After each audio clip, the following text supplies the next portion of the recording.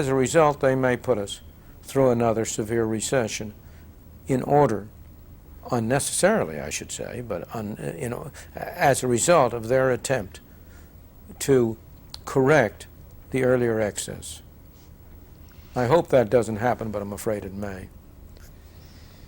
Another area that is clearly recognized as a Friedman position is free trade. And I know that you have very strong feelings on that. In the past few years, we've seen a lot of fair trade comments being made. Surely you'd admit that Japan and Europe have been inclined toward protectionism. And how do free traders deal with partners who don't abide by those principles? Well, first of all, it's certainly true that Japan and Europe has been inclined to protectionism. But it's certainly true that the United States has been inclined to protectionism. It is very doubtful that we have less protectionism in any meaningful sense than Japan does. I know that will come as a surprise to everybody because they read American newspapers. They don't read the Japanese newspapers. But the fact is that while Japan has a great many restrictions on trade, unquestionably, so do we. I already mentioned the sugar quotas. That's only a very small part. We have a whole wide range of quotas on various imports. In addition, we have quotas on exports. We prohibit the export of oil from Alaska to Japan. Why? Because there are boats that carry that oil down the west coast, and under our laws they have to be in considerable measure American flag boats, and the Maritime Union is a very strong lobbying force which is primarily responsible for the lobbying that has put into effect that provision. In addition, there is a law prohibiting the export of timber cut on national forests to Japan. That also is a result of a special interest group, namely the lumbering companies. But at any rate, it turns out, surprising to say, that if you eliminated those two prohibitions alone, you would tend to cut in half the bilateral deficit between Japan and the so-called deficit between Japan and the United States, half of it. Now, it might reappear, it would reappear somewhere else because it's much more sensible for the world as a whole that Alaskan oil go to Japan and Middle East oil come here than it is for Middle East oil to go to Japan and Alaskan oil to go to the East Coast. That's insane from a efficiency point of view. But let me go back to your main point. President Reagan put this very well once in a speech he gave in San Francisco in which he said, you know, let's suppose three of us are out in a boat in the ocean. And one of the fellows in there takes out a gun and shoots holes in the bottom of the boat. Is it the sensible thing for the others of us to do, to take out our guns and shoot more holes in the bottom of the boat? That's kind of a silly notion, isn't it? But yet that is exactly the notion of protection and retaliation. Suppose Japan and Europe do, and they do, no question, impose protectionist tariffs. That hurts them, it hurts us. If we turn around and impose protectionist tariffs on them in retaliation, all we do is to hurt ourselves some more and to hurt them some more. That we're just shooting additional holes in the bottom of the boat. It doesn't make any sense. The best thing in the world would be for all countries to engage in free trade. But even if other countries don't, then the sensible, rational thing for us to do, all by ourselves, after all, we're the great leader of the free world. We're not simply a camp follower. The idea of our going around and imposing quotas on imports from Hong Kong and from Singapore and from all those other terribly threatening countries, it seems to me it's just demeaning and degrading for a great power to engage in acts like that. So in my opinion, the right course of action for the United States would be unilaterally to get rid of its restrictions and say to the world, come and sell your goods here. We're delighted to sell to you. We're delighted to buy from you. We're delighted to sell to you. Now, of course, if you sell to us, you're going to get dollars. And what are you going to do with those dollars? Are you going to eat them? If you would like to stack them up in a nice pile and set fire to them, we'd be delighted. We can print all the pieces of paper you want. But nobody's going to do that. If they sell things to us for dollars, they are going to spend the dollars back here. There's no doubt about that. And what will produce that result is that the price of the dollar in terms of their currencies, the number of yen it takes to buy a dollar, the number of marks it takes to buy a dollar and so on will adjust up and down so that the total flows of dollars in both directions will be the same. There are two arguments I've heard recently to that point that I'd like you to comment on.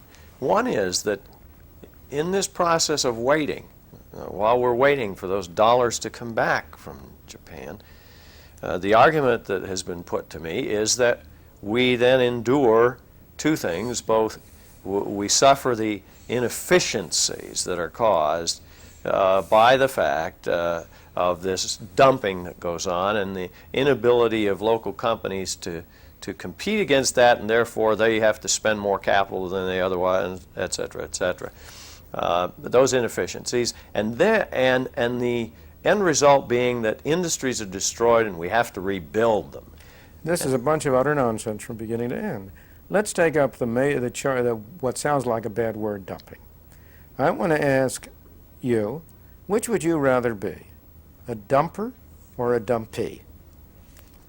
A dumper is somebody who sells something below cost, according to the official definition. A dumpee is somebody who buys things below cost. Would you rather be the one who has to sell something below cost or the one who has to buy something below cost? Well, I don't think there are two answers to that. And nobody could have thought different if it hadn't been, in the words of Adam Smith, who was a real source of free trade, the real Adam Smith, 1776, not the fellow who goes under that name now. Nice fella, but not the real Adam Smith. At any rate, go back. Adam Smith said people could never have believed such a silly thing, that they would rather be dumpers than dumpees, if it hadn't been for the interested sophistry, those are his words, of merchants and manufacturers. In these days, I may say, the interested sophistry of merchants and manufacturers is reinforced by the interested sophistry of some people who profess to be presidential candidates and people on both sides of the party aisle. But let me go back to the straight story. A dumper sells something below cost, a dumpee buys below cost. Now, the particular argument that is made, well, but that's misleading, they say, because here's a Japanese firm. It sells something below what it costs it to make it, so it is true, it loses on each item, and people aren't so silly as to use the old saw that they lose on each item but make it up in volume. So nobody believes that. They lose on each item, but they say they'll drive the American producers out of business, and they'll be able to come in and take over the whole field, and then they can raise the price very high, and boy, then they're in the money. Well, let's consider that for a moment. Suppose you were one of those American producers, and the Japanese were selling goods below cost. Let me tell you how to make yourself rich. You simply buy what he wants to sell. Don't produce any yourself, just buy it and stockpile it. The more you buy, the more he loses. For everything he sells you, you tell me he's producing it below cost, he's selling it below cost, you can bankrupt him. And then, when he's bankrupted, you can just offer these for sale on the market and you can reap a nice fat profit back again. This is a fairy tale that this goes on. It was first made very prominent way back, to show you that it's an old fairy tale, and it probably goes back before that. But the first prominent case was early in this century about John D. Rockefeller and the Standard Oil of Ohio. It was said to have obtained a monopoly by driving out his competitors by selling below cost. When a student of Aaron Director's, the founder of the discipline of law and economics, John McGee, went and studied that case, went through all of the records in extensive antitrust suits and in the hearings before the Congress and so on, he discovered that there wasn't a shred of evidence to support the notion that that was a way Rockefeller made produced his monopoly, or his large company. It's not clear it was a monopoly. He did it by being more efficient.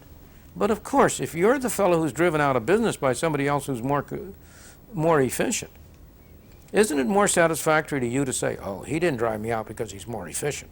He drove me out because he had a big pile of money and he could sell below cost. As I say, that's almost always rationalization on people who are inefficient and unproductive. It doesn't pay anybody. It doesn't pay foreign producers to dump. That's nonsense. And most of the cases when you charge them with dumping, they're not dumping. There either of two things are happening. Either they really do have lower costs than their American competitors, or they have a temporary oversupply, and they got to get rid of it. Just bring it down home. Don't go overseas. But here you are. You have a store, let's say, and you've overbought an item. You can't sell it. You suddenly discover you're overstocked. What do? You don't like it, but you'd rather sell it below cost than not sell it at all. And now if you're the customer, don't you feel fine about getting that bargain? If Japan, the only way in which Japanese manufacturers could continue to dump in this country over any long period would be if the government subsidized them. Well, now let's look at that possibility. Suppose the government subsidized them. Well, let's come close to home. The biggest dumpers in this world are the United States government, without question. We have been for years selling wheat to India under so-called PL 480 at a price of zero. That's surely below cost. You can calculate cost anywhere you want, but zero is less than cost. We call it foreign aid. I don't know whether the Indians were wise to take it or not. Maybe they weren't. But tell me, do you blame the Indians for taking our foreign aid? Do you think they made a mistake to take that free gift? If the Japanese government wants to subsidize Japanese producers of television sets to sell their sets in this country below cost, they are providing us with foreign aid. Should we refuse that foreign aid? Now, I tell you, this is a silly fairy tale from beginning to end, because it isn't happening. The Japanese government isn't in the business of subsidizing American consumers. Japanese manufacturers aren't in the business of selling goods for a long time below cost. Maybe they occasionally have to. So do American manufacturers. What you have is a rationalization by American manufacturers who have not been able to compete successfully on their own ground, on their own terms, with some Japanese producers. Now, if that's the case, the right solution is to keep the market open. The way to get efficiency is to make people face up to competition, to make them shape up or get out. That's the American system of competition. It's a system that produced our great progress. If we shut out the rest of the world, we're going to stagnate and not grow. What about the classic argument that if in that process, if we allow it to proceed, we end up without a steel industry, without an electronics industry, and then our national security is threatened? Well, we just have to ask ourselves one question. Can you name any case in which the government, through protection, has prevented a major industry from declining? What's the record? Where are the successes? After all, we've been doing this since the birth of the Republic. Alexander Hamilton, in his famous report on manufacturers. Alexander Hamilton was a great man, but that was a terrible report, and it set us off on the wrong road. In his report on manufacturers, what was it, 1790-something? I don't know. It was about that time, a long time ago anyway. He urged protective tariffs for infant industry arguments. He proceeded to praise Adam Smith to the sky at the same time that he argued that Adam Smith was all wrong so far as the United States was concerned. For my money, Adam Smith was right, and Alexander Hamilton in that particular instance was wrong. At any rate, that was the steel industry. Throughout its history, the steel industry has had tariffs and protection. You know, it's a funny thing about these infant industries, they never grow up. More recently, to come down to modern times, sometime about 1972, I think it was, I forget the exact date, the steel industry made a great hullabaloo about the fact that foreign imports were taking a larger fraction of the business away from them. And they were. Foreign imports were going up to something like 15 or 20%. For some years, and the reason was a very simple one. It was that steel workers were earning wages that were something over twice as high as the average wages of all people in the United States in manufacturing. People make a mistake when they compare wages in the United States with wages in Japan. How do you compare wages in dollars with wages in yen? The right comparison is the wages of steel workers in the United States and the wages of other workers in the United States, like farm workers. There are two ways we can produce steel in the United States. One way is to have steel blast furnaces. Another way is to produce, let us say, oranges sell the oranges to the Japanese for yen,